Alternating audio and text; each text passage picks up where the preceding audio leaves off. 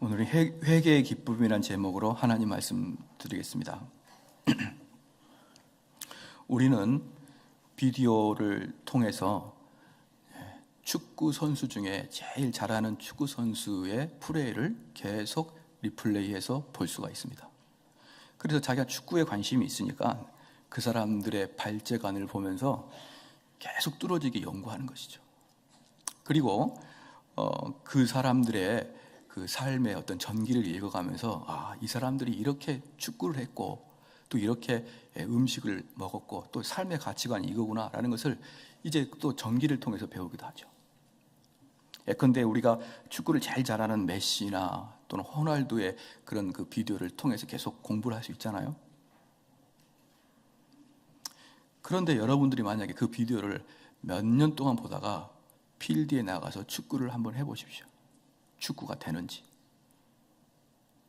그분의 책을 읽고 그분의 가치관을 알고 그리고 그분의 어떤 그 플레이를 계속 연구함으로 내가 메시와 같이 될 수 있을까 이 말이에요. 아마 전혀 그렇게 되지 않을 것입니다. 하물며 이런 훌륭한 축구 선수와 비교도 할 수 없는 그리스도를 여러분이 성경을 읽고 성경을 연구한다고 해서 그리스도처럼 살 수 있을 것 같습니까? 안 되는 것을 왜 자꾸 그렇게 하려고 하는지 이해가 안 되는 것이죠. 우리는 그렇게 성경을 사모하는 것은 성경을 그런 식으로 지식적으로 읽는 게 아닌 것이죠. 그렇게 한다고 해서 우리가 그리스도를 따라가는 게 아니죠. 그래서 우리 그리스도인들은 어떻게 하여야 성화의 삶을 살 수 있을까를 잘 모른다고 저는 단호하게 이야기할 수 있습니다. 그래서 실질적으로 성경 말씀이 의거한 성령 충만함에 의한 성화의 과정이 아니라 인내의 과정이 아니라 성경은 성경 공부는 성경 공부, 성경 암송은 성경 암송, 내가 이 땅에 살아가서 참고 살아가는 건 참고 살아가는 건 전혀 분리가 되어 있는 것이에요. 그러니까 내가 신앙생활을 하면서 또한 성경을 보면서 이것은 이건데 이 세상에서 화날 때 참는 것, 이 세상에서 욕심 많을 때 절제하는 것은 세상 사람과 똑같은 방법으로 참고 절제하지 않느냐 이 말이에요. 세상 사람도 얼마든지 참죠. 참으린 자 세 개면 살인도 면한다. 그런데 똑같은 관점이 아니냐 이 말입니다. 똑같은 관점으로 성경은 성경이고 신앙은 신앙이고 이것은 그냥 교회에서 하는 것이고 내가 살아갈 때 이 땅에서의 지혜로운 것, 이 땅에서 참아야 되는 것, 이 땅에서 내가 좀 양보해야 되는 것은 일반 세상 사람들 중에 좀 양심 있는 사람과 차이가 무엇이 있느냐 이 말이에요. 그래서 하나님 말씀과 그리고 이 말씀이 나에게 역사하셔서 하는 것이 같이 되지 아니하면은 우리가 성경을 읽는 것은 마냥 축구 선수를 보듯이 그냥 공부하는 거예요. 아무리 메시가 훌륭해도 우리의 인생사에 있어서 예수님처럼 훌륭할 수 없고요. 그러므로 우리가 아무리 노력하고 아무리 책을 읽고 공부를 한다고 해서 그 훌륭한 축구 선수가 될 수 없는 것처럼 우리가 성경을 그렇게 읽어도 예수 그리스도처럼 될 수가 없는 것입니다. 그러면 우리는 매번 그래서 다시 원상태로 빠지는 것이에요. 한동안은 신앙생활에서 은혜를 받을 때는 그래 내가 좀 참을게 이렇게 하다가 또 극단적인 화가 나면 또 다 무너져 버리고 다시 보니까 내 안에는 아무것도 쌓여있지 않는 그런 그냥 텅 비어있는 나를 발견하고 있지 않습니까? 심리학에 보면 그런 말이 있죠. 겉으로는 이렇게 물이 맑아요. 그런데 그 밑에는 이렇게 뭐가 있습니까? 꾸중물이 밑에 쌓여있네, 찌꺼기들이. 그래서 한번 휘저지면 다시 뿌옇게 올라오는 거 아닙니까? 그러다가 시간이 지나면 또 가라앉고 그래서 물이 맑은 것 같은데 또 휘저지면 또 올라오고 이것처럼 우리의 인생사도 결국 예수 그리스도를 통해서 성화의 과정을 통해서 점점 예수님을 닮아가는 게 아니라 승기를 앓나 때는 그냥 평범한 그냥 평화로운 그런 마음을 갖고 있다가 나에게 극단적인 성기를 나는 것, 극단적인 분노가 나오면 똑같다는 것을 여러분 계속 확인하고 있지 않느냐 이 말이에요. 점점점 믿음의 진보, 인격의 진보가 있는 게 아니라 그저 이 세상 사람처럼 이 세상에 말하고 있는 심리학처럼 단지 그냥 밑에 가라앉아 있을 뿐이지 본성은 아무것도 변화되지 않는 그러한 인생을 살아가는 거 아니냐 이 말입니다. 그러면서 왜 이렇게 나는 안 변할까? 안 변할 수밖에 없게 하기 때문에 그러는 것입니다. 그래서 오늘 본문 말씀은요, 우리에게 분명한 것을 보여주고 있는 게 뭐냐면 그러면 너희들이 진정으로 그리스도를 따르는 자가 되기 위해서 무엇을 해야 되느냐는 걸 보여주는 아주 중요한 본문이에요. 중요한 본문입니다. 사랑하는 성도 여러분, 간곡하게 여러분께 부탁을 드립니다. 우리는 성경을 보고 우리의 참을 인자를 사용해서 참고 그러는 게 아닙니다. 그건 기독교가 아니에요. 그건 일반적인 종교입니다. 일반적인 가치가 아니에요. 기독교는 그런 식으로 참아내는 게 아닙니다. 기독교는 그런 식으로 성화되는 게 아니에요. 기독교는 내 안에서 성령이 성화를 시키는 것입니다. 사랑하는 성도 여러분, 그리하면 성령이 내 안에 어떻게 들어오신가를 오늘 좀 봐야 될 거 아니겠습니까? 오늘 보니까요, 17절에 보니까 예수께서 길에 나가실새 한 사람이 달려와서 꿇어 앉아 묻자오되 선한 선생님이여 내가 무엇을 하여야 영생을 얻으리이까?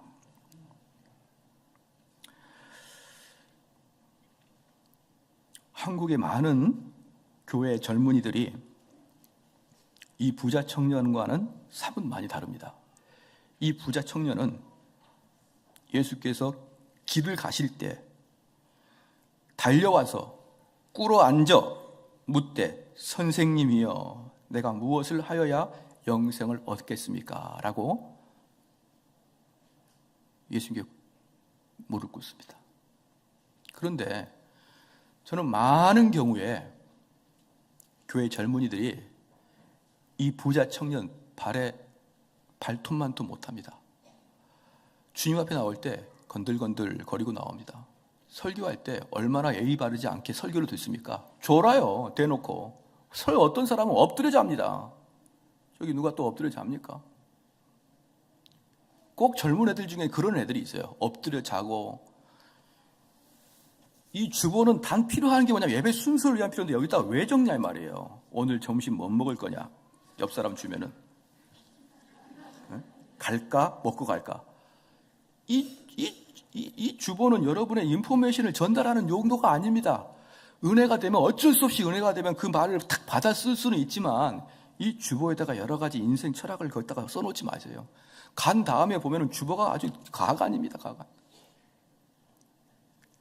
앞으로는 주보에다가 글을 쓸 수 없도록 더 촘촘하게 글을 써놔야겠다. 그렇죠? 그러니까 교회에 나와서 예배를 드리는데 이 청년처럼 두렵고 떨린 마음도 없고 무릎 꿇고 예배 드릴 마음도 없이 그냥 딱 다리 꼬고 앉아가지고 팔짱 끼고 앉아가지고 목사가 뭔 말 하나 보자. 제가 여러분에게 무슨 면접 보는 것도 아니고 보자. 이런 사람이 우리 교회는 없지만 저 문 밖에 나가면 다른 교회는 세고 셌습니다.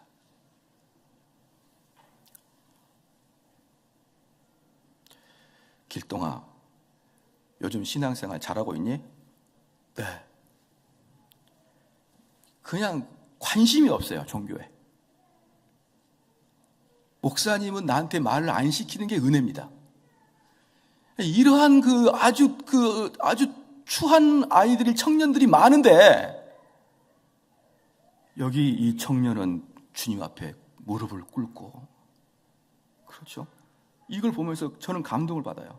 선한 선생님이요. 그것도 그런 게 선한 선생님이요. 내가 무엇을 하여야 영생을 얻으리까? 청년들은요, 구원이나 영생에 관심도 없어요. 근데 이 청년은 얼마나 FM 청년이냐 이 말이에요. 이런 청년이 우리 교회에 있다 그러면 매번마다 꿇어 앉아서 예배를 드릴 거 아니에요. 그죠? 목사님의 한마디 한마디가 나의 영혼을 하늘로 소생시키는군요. 목사님, 어떻게 하여야 제가 영생을 얻으리까? 목사님. 자, 이렇게 되면은 예수님께서 이제 우리 성도들은요, 예수님을 오해하고 있습니다. 예수님을 오해하고 있으면서 더불어서 목사를 오해합니다. 여러분, 그 교회 오랜만에 나오거나 처음 나오신 분은 잘 들어야 됩니다. 저희 교회 처음 나오시고 이런 분은 잘 들어야 돼요. 저 목사님 왜 자꾸 저렇게 이렇게 얼굴이 저렇게 인상 쓰고 있냐, 이렇게 잘 들어야 됩니다. 왜 그러는지. 우리 예수님은 그렇게 너그럽지 않으신 분입니다. 그렇게 자유롭지가 않으셔요, 우리 예수님은. 우리 예수님은 대항하는 자에게는 아주 따끔하게 대항합니다. 우리 예수님은 품어주는 자는 오직 자기 죄를 고백하는 자에게만 해주지, 논쟁에서 접은 역사가 없습니다, 우리 예수님은. 아주 그냥 한마디로 우리가 흔히 생각하는 종교 지도자, 너그럽고 자비롭고 사랑 많은 그런 모습이 아니라 얼마나 시퍼러신 분인지 모릅니다. 여기 보십시오. 그렇게 달려와서 무릎 꿇고 예수님 어떻게 해야 영생을 얻습니까? 18절에 예수께서 이르시되 네가 어찌하여 나를 선하다 일컫느냐? 하나님 한 분 외에는 선하신 이가 없느니라.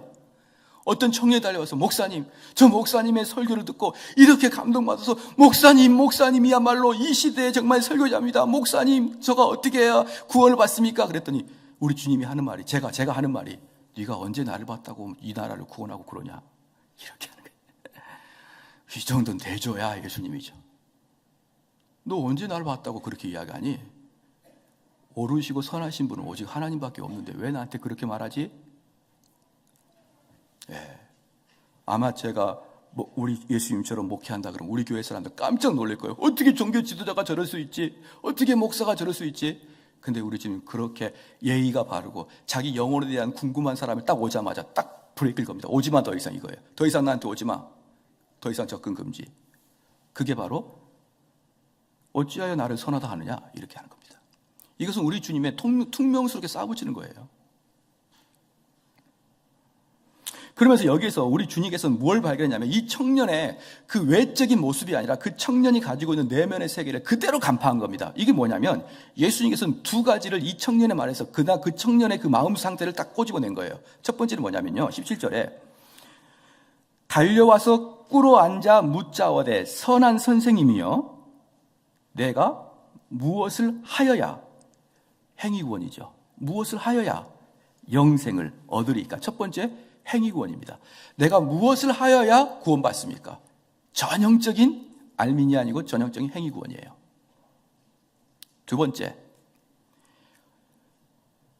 얻으리이까. 이 얻으리이까가 헬라어 원문으로 상속받다 또는 유산을 내가 받다, 그런 뜻입니다. 그러니까 이게 정확하게 뭐냐면 내가 무엇을 하여야 하늘나라를 유업으로 받을 수 있습니까? 이 뜻이에요. 내가 무엇을 하여야 하늘나라를 유업으로 받을 수 있습니까? 라고 이야기하니까 우리 주님께서 거기에서 그 청년의 마음 상태를 그대로 꿰뚫어 본 겁니다. 두 가지가 잘못됐어요. 천국은 무엇을 하고 안 하고 가는 게 아닙니다. 두 번째, 유산입니다. 유업. 유업은 무엇을 하여야 유업을 얻는 게 아니고 유산은 무엇으로 결정이 되느냐? 아들로 태어나야지만 유산을 받는 거예요.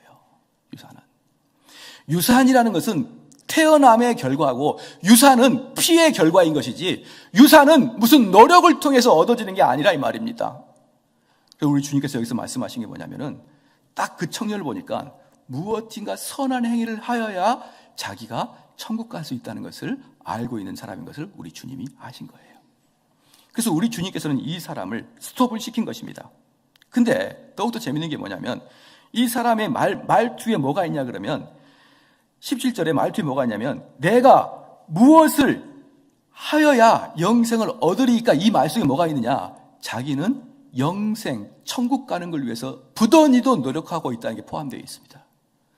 자기가 천국 가고 있고 천국에 대해서 상당히 관심이 많고 여기에 대해서 자기의 그 신앙의 진면목이 여기 있다고 생각하고 천국과 하늘의 소망을 가지고 살아가고 있다는 것이 이 속에 포함되어 있는 것이에요. 그러니까 무엇을 더 하여야 이 말입니다. 무엇을 더 하여야 내가 됩니까? 라는 것을 우리 예수님이 딱 아시고 그 사람의 마음 상태를 꿰뚫어 보시고 그 사람의 마음을 푹 들어간 겁니다. 더 이상 나한테 오지 말고 내 말을 들으란 말이에요.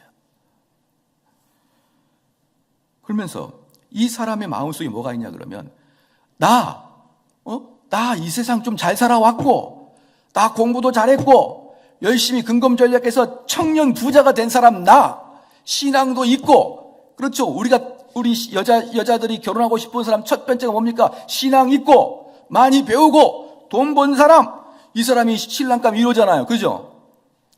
이 셋 중에 하나라도 빠지면 문제가 생기지 않습니까? 그런데 바로 이 청년이 그러한 사람인 것이에요. 그러니까 이 청년 마음속엔 자기는 그래도 저 떨거지들보다는 자기는 좀 더 선하고 좀 더 낫다는 생각이 은연중에 있는 겁니다. 이 사람한테. 그래서 우리 주님께서 말한 것이에요. 뭐라고 말하냐? 선한 사람은 아무도 없고 하나님 외에 선한 사람이 없다는 거예요. 너 모습을 보니까 네가 좀 선한, 그래도 뭐 이 정도면 좀 잘 살아왔죠. 여러분, 우리가 인생 살아보면요, 우리 인간들은 자기들 자신에게 너무나 긍정적입니다.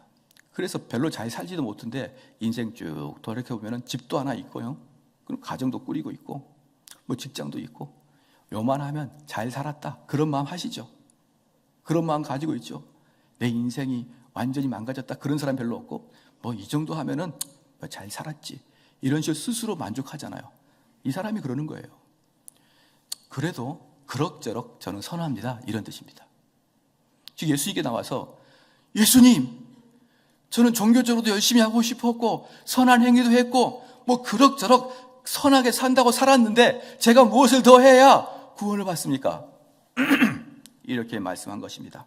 우리 하나님 예수님께서는 분명하게 그 사람의 딱 한마디를 통해서 그 사람의 모든 그 속에 있는 것, 빙산의 일각을 다 발견한 거예요. 그 속에 있는 걸. 그러면서 왜 나한테 선하다 그러냐? 너 선하지 않다. 선한 분은 오직 하나님 한 분뿐이시다. 또 하나 문제는 뭐냐면, 선하신 분은 오직 하나님 한 분뿐이시다. 이것은 뭐냐? 너의 선함을 비교할 때 하나님과 비교하지, 다른 사람과 비교하지 마라. 예, 공부 못한 사람들, 제가 공부 못한 사람 예화를 많이 들은데, 공부 못한 사람 예화를 많이 들은 것은 익숙하니까, 친근감 있고. 공부 못한 애들은 뭐라고 합니까? 이놈아, 네가 25명 중에 20등이 무슨 일이냐? 그러면 긍정적 마인드 내 뒤에 5명이 있어요. 예, 긍정적 마인드가 강한 사람은 공부를 못하게 돼 있습니다, 원래. 근데 1등 한 애가 2등 하면은 잠을 못 잡니다. 저 인간이 1등을 해? 내가 다시 1등을 하고 말 거야. 코피나게 공부합니다. 엄마가 그럽니다. 네 뒤에 24명이라 있다, 이놈아. 근데 1등 한 애는 그 중요한 게 아니에요. 1등을 해야만 됩니다. 근데 20등 한 애는 뒤에 5명이나 있나이다. 자기가 무슨 이순신 장군도 아니고, 어머니 5명이나 내게 준비가 되어 있나이다. 지나치게 긍정적이죠. 그러니까 이 사람이 딱 그런 사람인 것이에요. 다른 사람과 비교해 봤을 때는 상당히 괜찮거든요, 자기가. 어떤 사람은 막 논팽이도 있고 술주전봉이도 있을 것이고 노숙자도 있을 것이고 뭐 다른 사람, 많은 사람이 있을 거예요. 근데 자기는 그래도 반듯하게 살아왔고, 그래도 자기는 말씀 안에 살려고 살아왔고, 착한 일하고 착한 일 했고, 그리고 성장했고 성공했고 나름대로 삶의 자부심이 있었습니다. 그러자 우리 예수님께서 정색을 합니다. 정색을 19절에 다 같이 한번 읽겠습니다. 시작.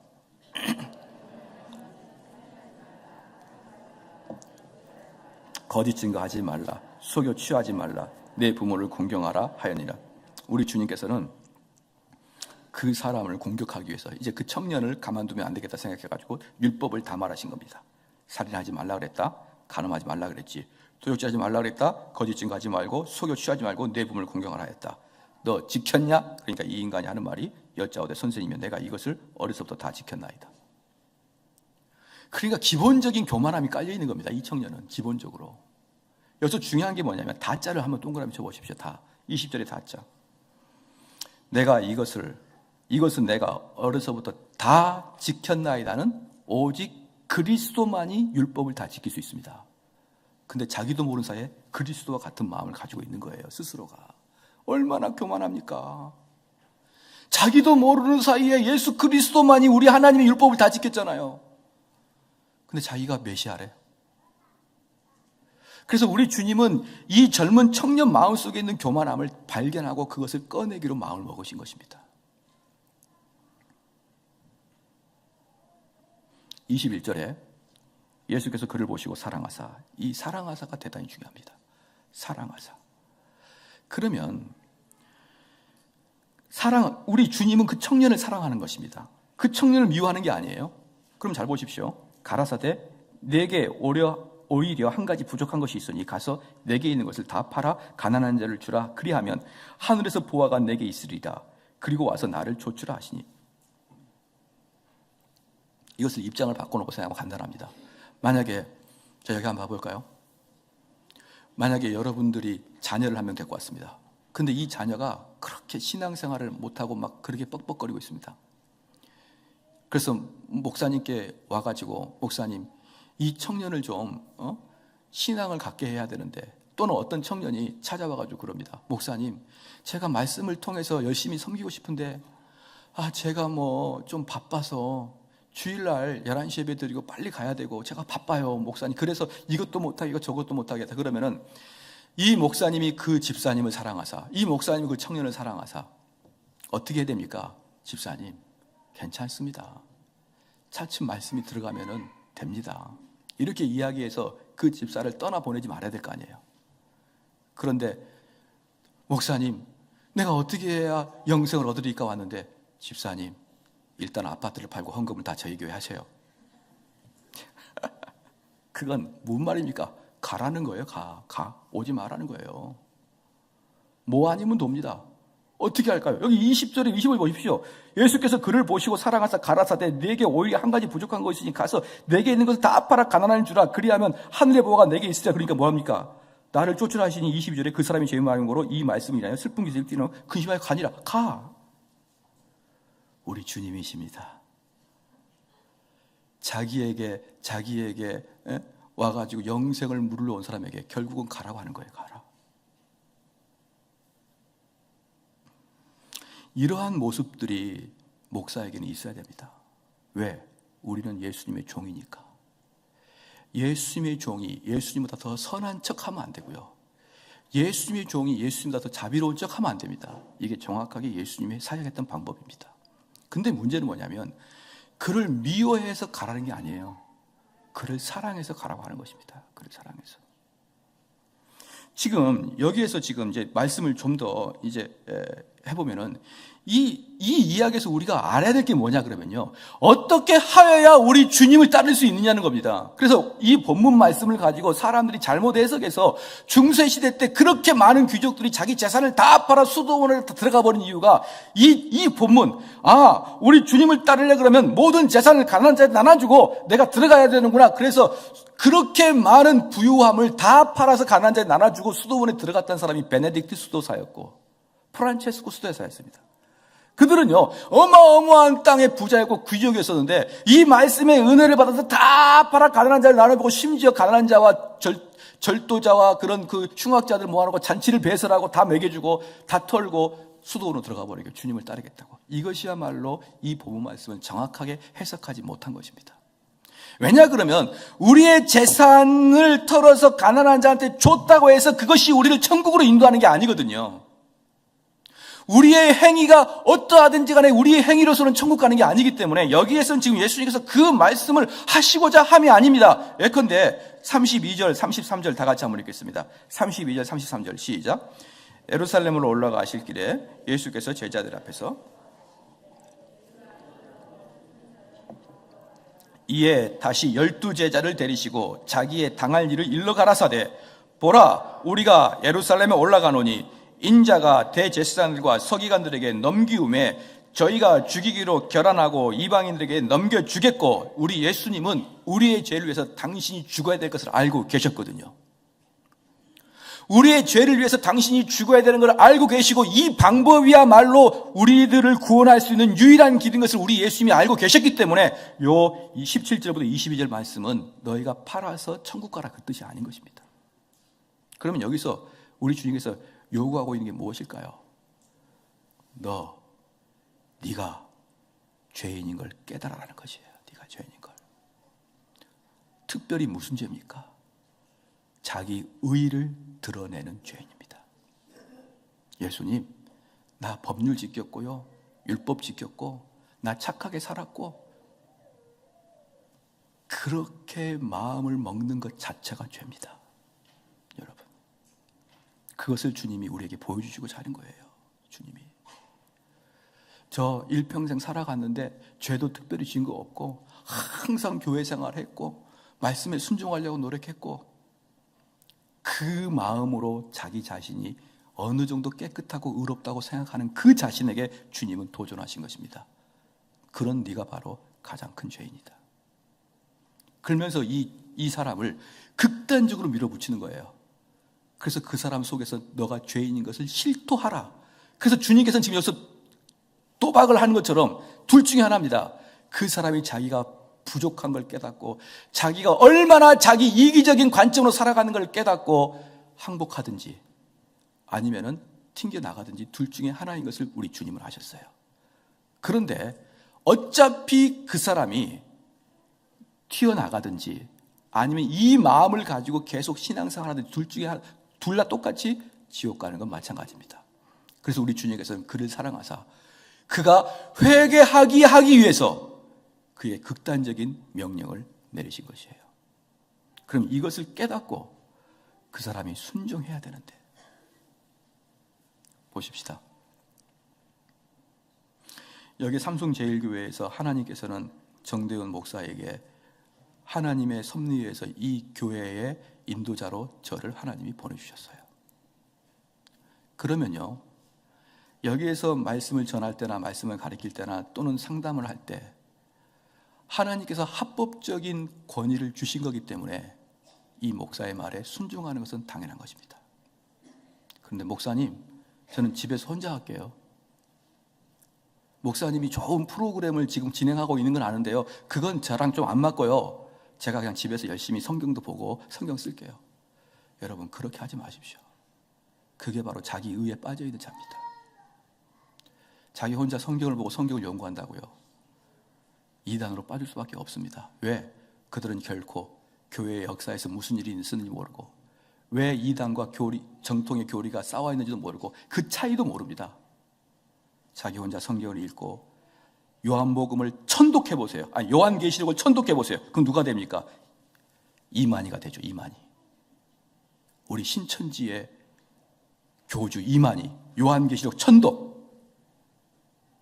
그런 식으로 자기 혼자 할 테니 목사님 그냥 저 타치하지 마시고 저는 제 나름대로 신앙생활 할 테니 걱정하지 마세요. 여러분, 그렇게 자기 의에 빠져 있는 자들이요, 우리 주님이 말씀합니다. 네 재산 다 팔고 한번 쫓아와봐라. 너무나 많아요. 어떤 사람은 신앙에 아주 관심이 없는 사람이 있고, 어떤 사람은 좀 신앙에 관심이 있다 그러면 자기 의에 쌓여 있고, 이런 사람이 너무 많습니다. 그러나 둘 다 나쁜 놈인데, 특별히 나쁜 사람은 자기 의에 빠져 있는 사람입니다. 왜요? 회개할 줄 모르니까. 그래서 우리 주님은 그 사람을 회개시키기 위해서, 네가 얼마나 나쁜 죄인인가를 깨닫게 하기 위해서 우리 주님은 그를 밀어붙였던 것입니다. 사도행전 한번 봅시다. 사도행전 3장 말씀입니다.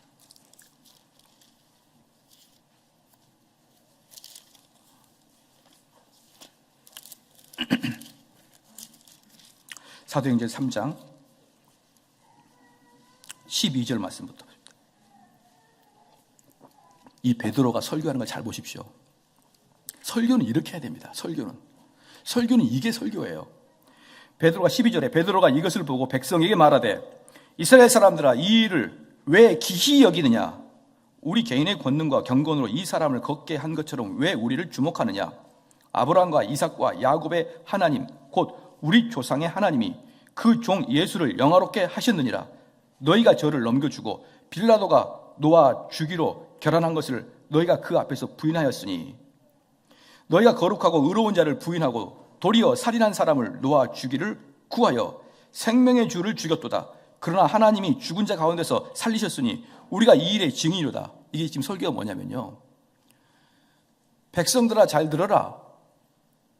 이미 아브라함과 이삭과 야곱의 하나님이, 곧 우리 조상 하나님이 그 종 예수를 영화롭게 하셨는데, 그 예수를 당신들이 죽였잖아, 이 말이에요. 너희들이 죽였잖아. 너 여기 있는 사람 다 말이야. 다. 여기 있는 사람 다. 이 베드로조차도 도망갔고 너희들이 예수를 죽이라고 했고, 심지어 살인자를 살려주되 예수는 죽이라고 너희들이 했지. 사람들이 팍 긴장하는 거죠. 이게 설교입니다. 이게 여러분 양심으로 곧바로 찔러 들어가는 칼같이, 너희들 죽이라고 해. 너희들이 죽였지. 빌라도 너희들 넘겨줬잖아. 그리고 너희들 살인자들 살리랬지. 그런데 문제는 뭐냐면 15절에 생명의 주를 죽였다. 그러나 그분이 다시 살아났다. 어떻게 할 거야 이제? 그분이 살아나셨어. 알고 보니까 너희는 하나님을 죽인 거야. 어떻게 할 거야 이제? 이게 베드로의 설교입니다. 너희는 진짜 제대로 죽인 거야. 너희들 빼도 박도 못해.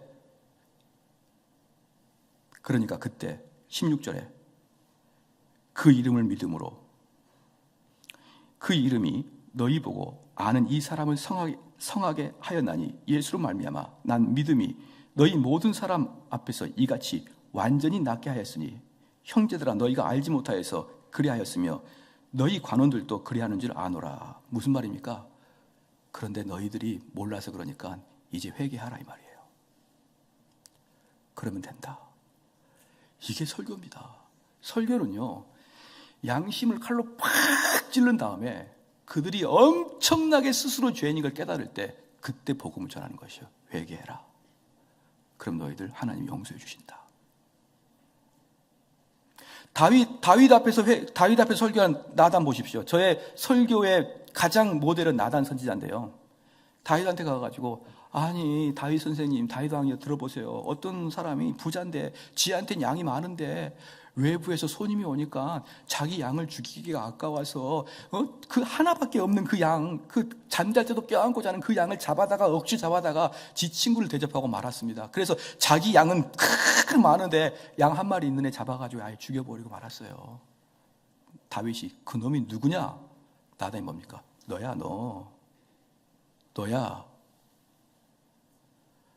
항상 설교는요, 칼이 여러분 개인 가슴에 찔려야 됩니다. 그게 설교예요. 그리고 다윗이 회개하는 겁니다. 그래야. 지금 여기서도 마찬가지예요. 여러분이에요. 여러분 스스로 어렵다 그러잖아요. 여러분 보십시오. 제가 지난번에도 말씀드렸지만 지금 촛불 집회가 있습니다. 저는 촛불 집회에 여러분의 정치적인 성향에 의해서 또는 여러분의 가치관에서 나가도 되고 안 나가도 됩니다. 그것은 여러분에게 달려 있어요. 나가라 나가지 말라 하지 않겠습니다. 그런데 제가 이번에 최순실과 이 게이트 사건을 보면서 느낀 게 뭐냐면, 이 정국이 돌아가는 것을 느낀 게 뭐냐면, 저렇게 주먹구구식으로 국가를 운영하는 게 어쩌면 나랑 똑같냐? 저도 체계가 별로 없거든요. 저도 귀가 얇아서 그때그때 누구 말을 듣거든요. 어떻게 나랑 스타일이 똑같냐?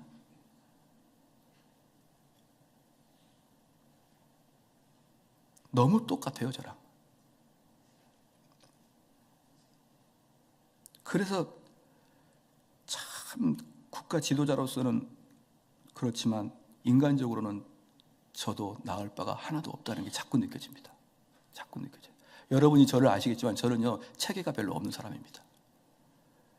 그 대신 아이디어 하나는 좋아요. 아이디어 좋고 체계 없는 사람은 뭡니까? 산만하는 거예요. 그게 다른 말로. 좋은 말로 아이디어가 있죠. 나쁜 말로는 산만하고 주변이 부산스러운 거예요. 제가 그렇습니다. 아는 사람은 잘 알아요. 저는 꿈이 가늘고 길게 사는 거예요. 그때 봐가면서 그때. 제가 지금까지 제일 많이 들었던 사자성어가 뭔지 아십니까? 제가 제일 많이 들었던 사자성어, 용두삼이. 제 인격이 그런 놈입니다. 근데 제가 누구를 비판하겠습니까? 제가 누구를 비판할까요? 그런데 그 많은 사람 중에 저와 같은 인격이 저 하나뿐일까요? 거기 가서 불의에 대해서 항거하고 거기 가서 목소리 외치는 건 오케이입니다. 민주주의 국가에서 그렇게 해야 되죠. 그런데 한 번이라도 자기 자신을 돌아보십시오. 그렇게 하는 동안에 나라는 인간을 한번 생각해 보시라 이 말이에요. 나 혼자 잘났다, 나 혼자 의인없다 하지 마십시오. 제가 아까 11시에도 9시에도 말씀드렸는데, 자기 자신이 의롭다고 하는 사람은요, 어떻게 표현하냐 그러면, 왜 이 교회에 이런 시스템이 마음에 안 들어 하면서 불만 불평이 툭툭 튀어나옵니다. 왜 튀어나올까요? 자기는 의로우니까. 예. 나는 의로운데 교회 돌아가는 꼴을 보니까 의롭지 않네. 그래서요, 여러분 진정으로 여러분이 하나님 앞에 제자가 되려 그러면 나보다 다른 사람을 낫게 여겨야 되는데, 그게 그냥 나보다 남을 낫게 여기자 그러는 게 아니라 진실로 내가 얼마나 추한 자인 걸 깨달아야 됩니다. 내가 진실로 추한 자인 걸 깨달은 자들은 다른 사람이 잘못한 거 쉽게 비판하지 않습니다. 그래도 제가 나보다 낫다. 제가 우리 청년들, 젊은 사람들한테 뭐라고 하기도 합니다. 그렇게 신앙생활 하지 마라. 그러나 저는 그 사람을 끝까지 뭐라고 하잖아요. 왜? 저도 20대 중반 후반까지 정신없이 살았으니까요. 차마 그 사람에게 너 나쁜 놈이라고 말을 할 수가 없어요. 여러분, 이게 지금 우리 주님이 이 청년한테 보여주고자 하는 것입니다. 청년한테. 디모데전서 한번 펴볼까요? 디모데전서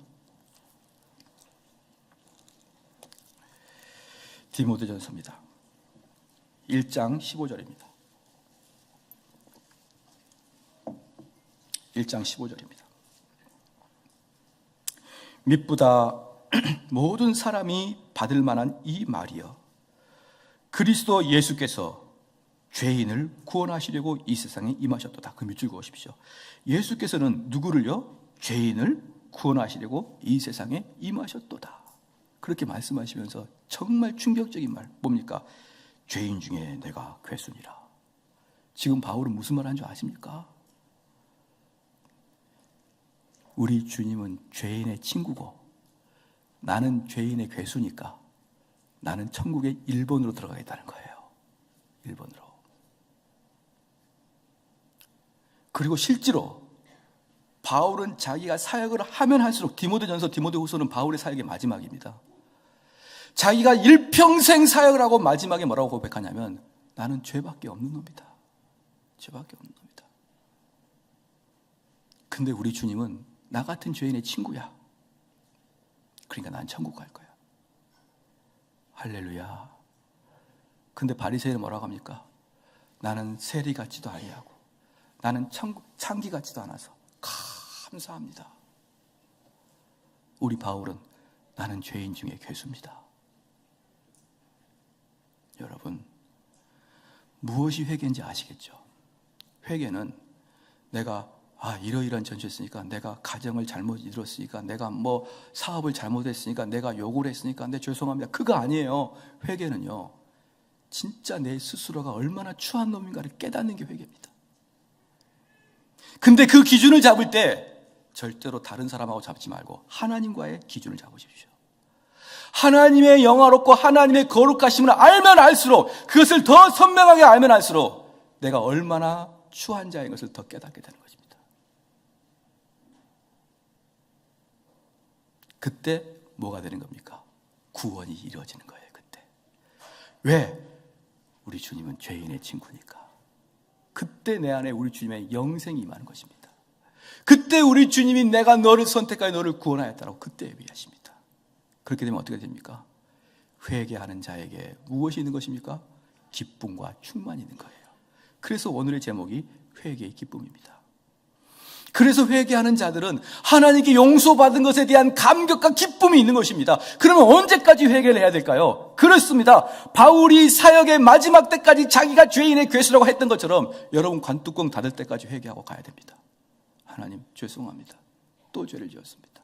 하나님 용서해 주십시오. 그게 성도의 참는 인생인 거예요. 자, 그렇게 자기가 자기 스스로를 죄인이고 자기 스스로 회개하는 사람들은 다른 사람이 화를 나게 하더라도, 다른 사람이 설령 불의를 저지르고 다른 사람이 내 철학에 맞지 않는 행동을 하더라도, 그래 내가 저들을 탓해서 뭘 하노? 그게 다른 사람이 볼 때는 인내하고 있는 것처럼 보이는 거예요. 근데 사실은 인내하는 게 아니라 내가 무엇을 말하겠느냐? 내가 쟤보다 나을 존재냐? 그러고 있는데 많은 사람은 제가 인내하고 있는 것으로 보입니다. 사랑하는 성도 여러분, 그러므로 우리는 나는 이제 그리스도인이니까 참아야지, 그거 아닌 것이 아시겠죠? 나는 그리스도인이니까 남들한테 좀 양보해야지, 나는 그리스도인이니까 나 좀 질서를 지켜야지, 나는 그리스도인이니까 좀 가정을 잘 다스려야지, 그게 아니고요. 이제부터는 어떻게 되냐면 그냥 내가 얼마나 죄인인가만 깨달으면 되는 거예요. 내가 죄인인가만. 그럼 그 죄인인 걸 깨달을 때는 어떻게 하면 되냐 그러면 하나님과 나를 비교하면 되는 것이죠. 왜 하나님과 나를 비교하면 됩니까? 하나님이 처음에 우리를 창조하실 때 하나님의 형상으로 창조했기 때문에 원래 우리 인간은 그런 높은 수준의 도덕적인 수준이 있어야 되는데 그렇게 하지 못했기 때문에 하나님을 비교 평가하면서 내가 얼마나 지금 추한 존재인 것을 깨달을 때 여러분 자연스럽게 참을 수가 있습니다. 여러분 자연스럽게 인내할 수가 있는 것이에요. 오늘 이 말씀을 생각하면서 잠깐 기도하겠습니다.